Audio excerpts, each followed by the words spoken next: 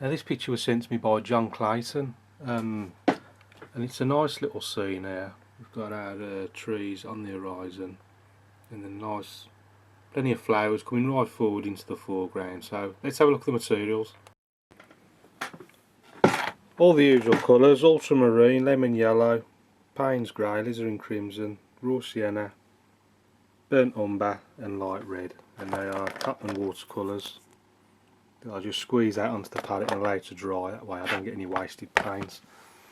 We've got our 3 brushes, 3/4 inch flat, number 3 rigger, large on Ranson Ake, water jar with a nice lip, takes off a lot of the excess water, the rest I take off with the tea towel which I always hold in my other hand. And we've got some Fabriano Watercolour Paper, £130 cold press, and it's clipped to a 9mm piece of ply. So one quick look at the photo and then let's get cracking. So I'm going to start, as usual, with the big Ake. Just give it a bit of a soak in the paper. This way the background will soften up nicely, plus I won't get any crinkles in the paper. So, a bit of raw sienna, maybe even a touch of alizarin crimson, and then just put it in sort of haphazardly, no real pattern to any of it. Leaving nice little gaps here and there, and then I'm going to clean the brush, ultramarine, and then just brush that in from the right hand side, something like so, all the way down, and that's just a nice little background for our painting. I didn't need to clean the brush then because I'm using the same colours. So let's do the most distant bushes that we can see on the horizon. So raw sienna, ultramarine, and we got some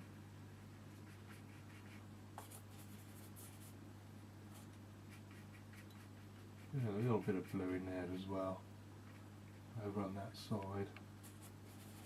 In fact, what I might do is see, it's softening off a bit too much. To get a harder edge, it needs to be dry, so I'm just going to give it a quick dry. What I'll do, I'll just, paper has stretched already a little bit, so I'm just going to pull that tight, refix it,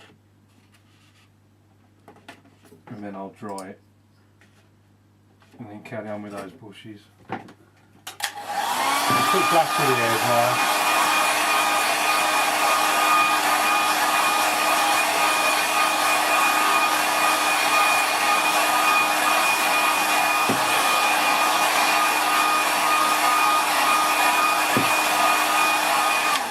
Doesn't have to be bone dry, but basically the drier it is, the harder the edges will be. So you'll see now when I put the paint on now, I haven't touched the brush, I just left it lying on top. If I just put some a little brush next to that now, you can see the difference, wet and dry. Look how it comes off the brush now, the paint. Let's put a big tree in there. Introduce a little bit of lemon yellow as well, something like that. A bit of ultramarine, darken it a little bit. That's that tree. You can see how that sort of stands out. It sort of brings it forward because it's stronger tone, harder edges. It sort of comes forward. Whereas that, the softer edges, everything's more blurry and it pushes it right back into the distance. Especially when you're using the same colours as the sky, as I'm doing here. And there's a few more bushes. I'm going to keep these small because they're quite far away.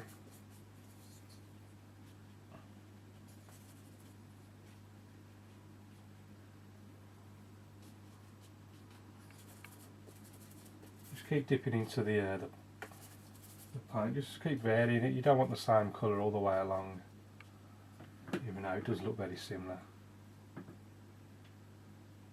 That'll do for that, I think.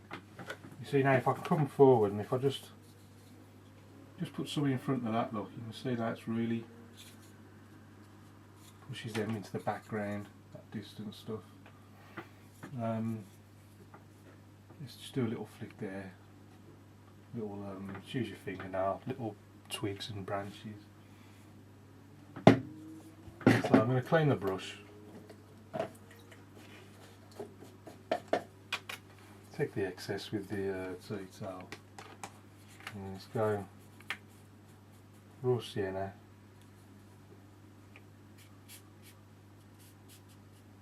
And just pull this across.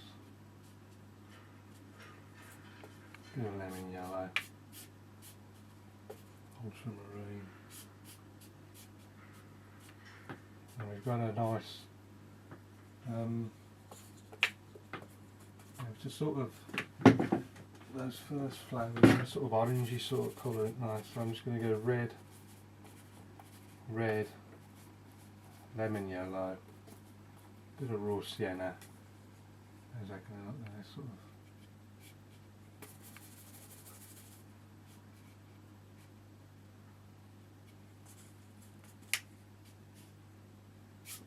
Quick sweep along there.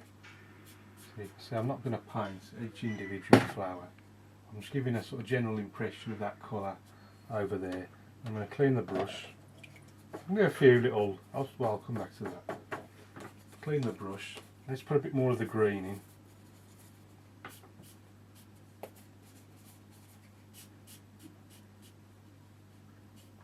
bit more of that green.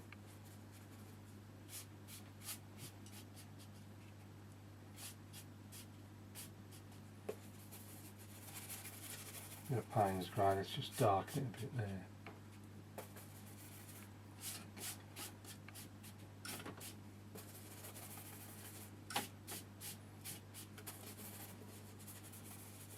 Just darken it a bit as it comes into the foreground.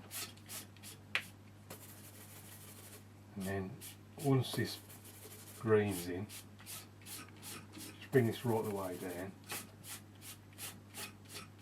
And now that green's in, I'm going to clean the brush again. Now we've got our sort of violet, bluey colour. So let's go. Alizarin crimson. Don't want much water now. Fairly dry brush. Just taking out all the excess up on the tea towel. Alizarin crimson, ultramarine. Let's get that sort of violety colour, something like that. And then where's the main cluster? That's somewhere like that.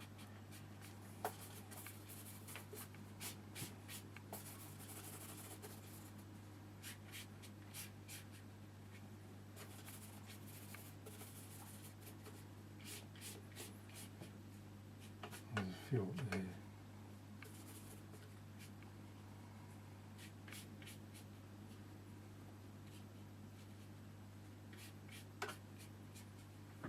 Right, I'll come back to that in a bit.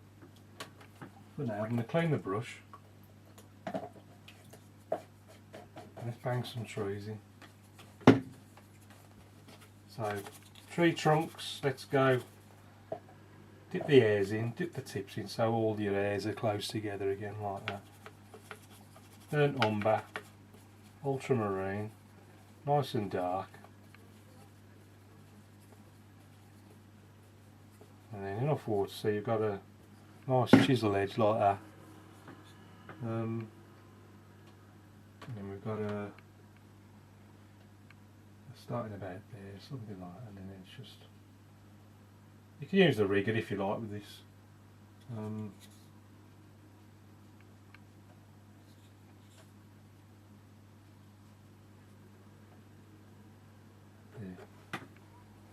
fact, I use the rigger for the others. There's some smaller ones a bit further back. So again, same two colours. Plenty of water when you're using the rigger because you can't get much paint on these hairs, especially in comparison to the hake. Hold it somewhere near the end, so you don't want to hold it like a pen. And then you just sort of come up there and then you just flick up.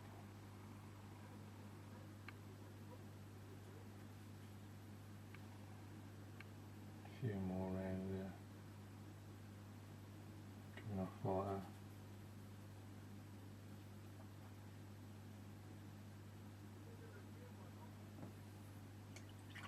Something like so. And I'm going to, let's just stick a few more limbs on this one there. It's looking a bit bare. See the big one near the front. Do this one bigger. Don't do them all the same size, it'll look a bit naff. So stick the limbs on first, and then take your, you can take any brush you like really. I'm going to use the hay. Let's just squeeze all the water out, one quick way, squeezing out the water. Hold it like that, push your thumb against it, see all the water coming out of it. Now you've got one nice dry brush. Scuff it up. So you've got all your hairs going all over the place. And then, it's quite a bare tree, so let's just go into those two same colours. Hang on, a bit too blue. And just whack a load of dead leaves on there. Load of dead leaves, and obviously in the background, nice and light.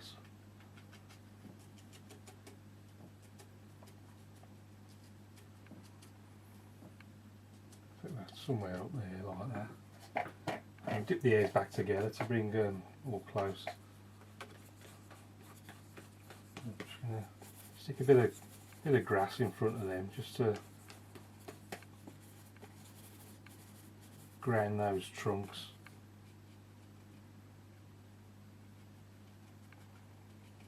And just keep that.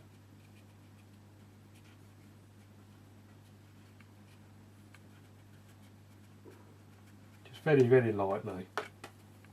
Just bits of grass here and there growing.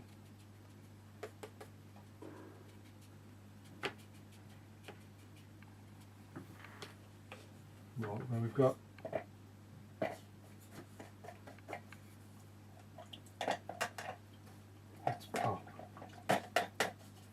on the right hand side we've got some bits of old fences and all sorts of stuff, so I'm using the same two dark colours, burnt umber, ultramarine. Let's just start right at the top. I'm using the 3/4 inch flat now, and we're sort of starting up here and then working our way across. And again, remember, as they go off into the distance they get smaller and smaller, closer and closer together. And a few cross pieces.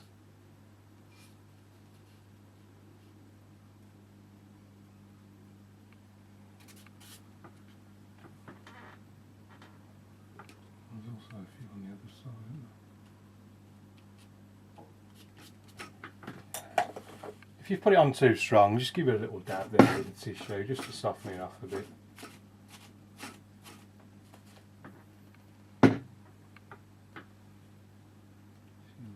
Pieces coming off here and there, different directions, little bits on the floor. Just rub your finger over them. Who knows what they are? They could be anything. They'll be anything you want them to be, really. Let's switch back to these bluebells in the foreground.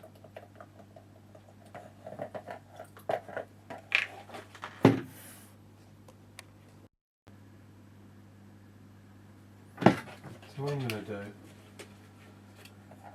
now the two colours we used originally, the alizarin crimson and the ultramarine, I'm just going to loosen them up a bit.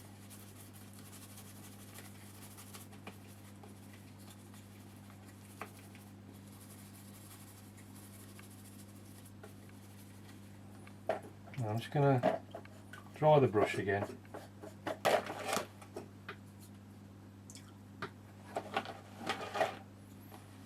Just squeeze that water out, get it nice and dry, scuff it up. Again, hairs all over the place. And then let's dip in. Make sure this is all dry, which it isn't. I forgot that. Give this a dry first. Make sure it's dry.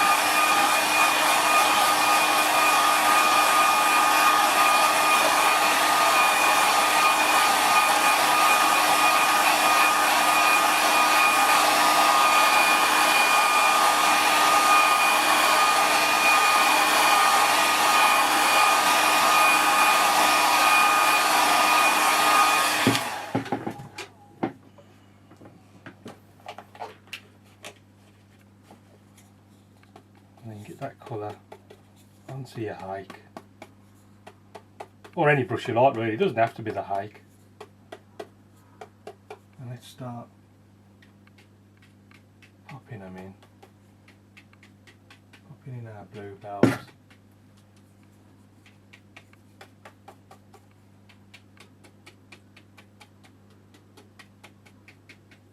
And sort of a few down there, across there, a few up there. All these through.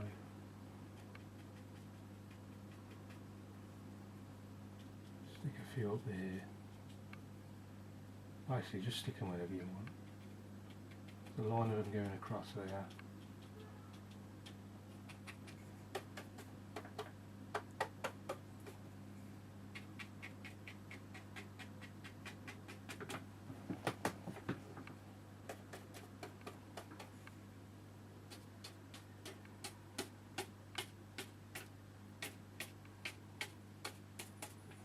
That's those. Let's try and do a few more of the other ones. Those are sort of yellowy orangey things. So for those, again, clean the brush, scuff it up, and then a sort of light red raw sienna sort of colour. Maybe a bit of lemon yellow in there as well.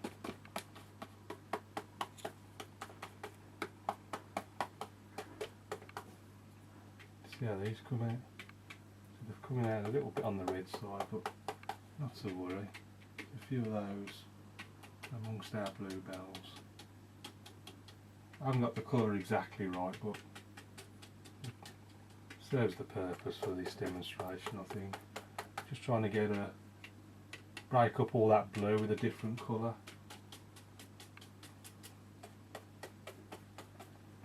A few across there.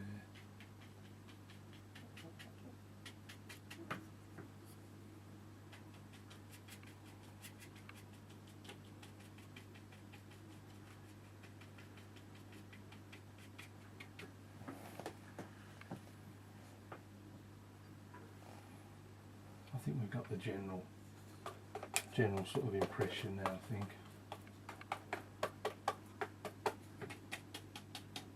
A few more over there. And I think I'll stop there before I go too over the top. Okay.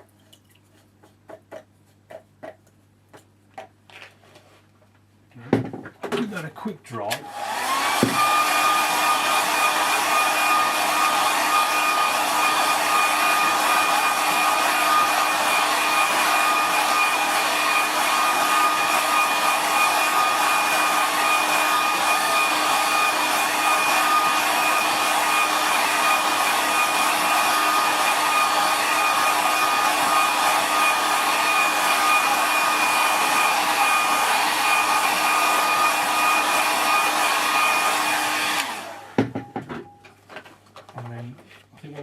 Just a little bit of shadow. There's not much shadow in the photograph, so what's often a good idea is to just invent something, pretend there's something there on the left hand side and it's sort of casting a shadow. If we're going from left to right, sort of casting a shadow across the foreground here. So lemon, yeah, light red, burnt umber. Let's make a sort of shadowy colour, sort of purpley type colour. And if we've got like some big trees or walls over here, and then just sort of something like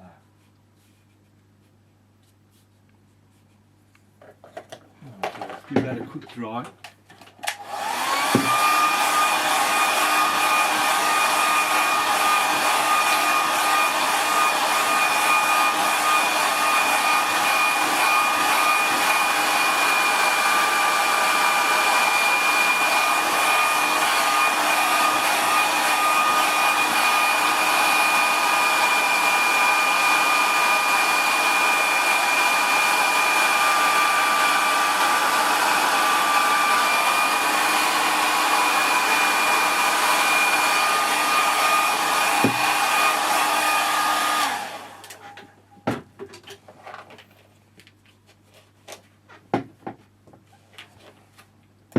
and then I think all we need now is a little figure somewhere.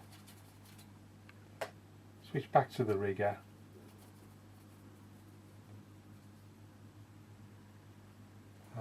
Where should we put them? Let's just stick a couple just walking off into the distance. Somewhere, I won't put a path in anywhere, have I? Let's just stick them between these trees there. Hang on, I want it a bit darker now, it's not going to stand out. It's got one of them. No, darker still.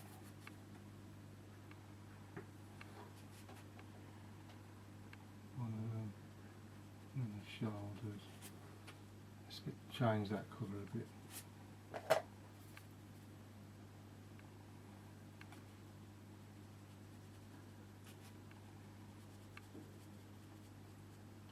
There's the bloke, and next to him let's stick his partner, and the both of them are just walking between the trees.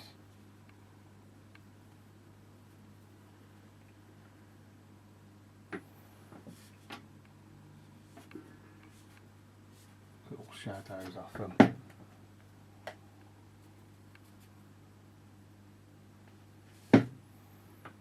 Couple of birds in the sky. I think I'll call that one finished.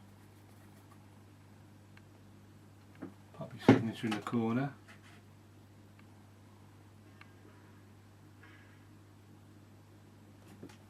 That's another one done. Let's have a closer look at that. So here we have our finished painting, so let's have a quick look at the photograph. I mean, the obvious thing that stands out to me is these flowers. Now, what I'd do different if I did it again, I'd probably use some white gouache just to really make them stand out a lot more. Mix that in with our flower colour, just to really make them stand out, because they just look a little bit flat. But you see the difference there between putting your trees in when the paper's still wet and then putting it in when it's dry. See the difference there? It really helps push it back in the wet. Dry it and then it really brings them forward. Using the same colours as the sky. Our little figures there, just give a focal point to the thing.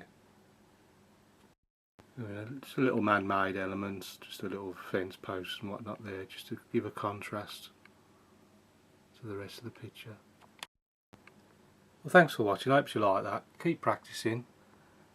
Any questions, please ask, and I'll see you again soon.